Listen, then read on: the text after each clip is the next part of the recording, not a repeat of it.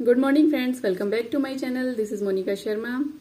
I am back with another video. This is an informative video about CTET.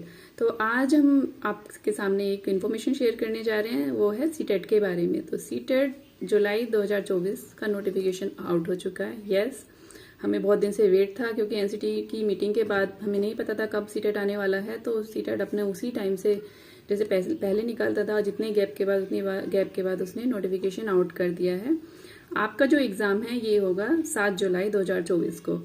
और आप form fill कब करेंगे? आप फॉर्म फिल कर सकते हैं 7 तारीख से। साइट खुल गई है, 7 तारीख को ये नोटिफिकेशन आया है, 7 मार्च को, 7 मार्च से। और आपके रजिस्ट्रेशन की लास्ट डेट है 2 अप्रैल।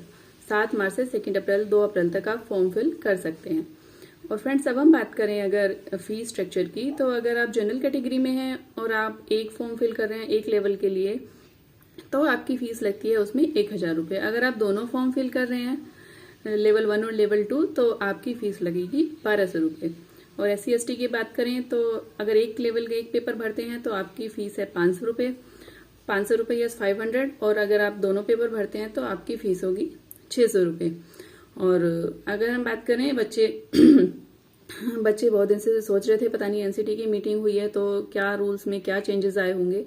तो अभी तक कोई परिवर्तन नहीं हुआ है। जब से हमारा CTET 2011 से होता है 2024 तक, अभी उसमें ऐसा कोई चेंज नहीं आया है। एग्ज़ाम आपका ऑफलाइन ही होगा और कोई नेगेटिव मार्किंग नहीं है।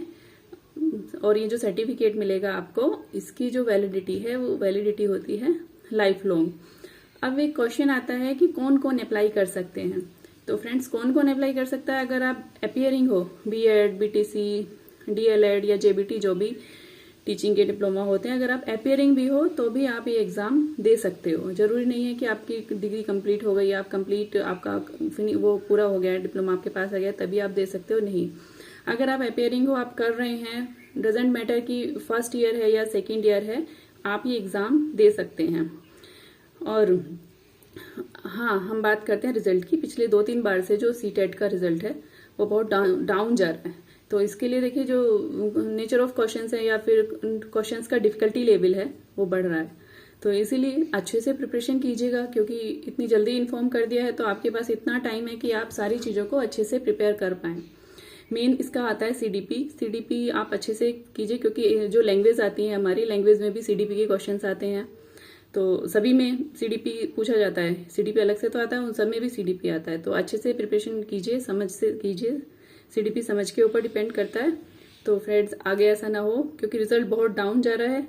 डाउन जाने का रीज़न क्या है? या तो हमारी जो सही अप्रोच है उसमें कमी है प्रिपरेशन की, और जो डिफ़िकल्टी लेवल है वो भी थोड़ा बढ़ गया है। तो आप उसको ध्यान में रख के प्रिपरेशन कीजिएगा और क्वालिफाई कीजिए।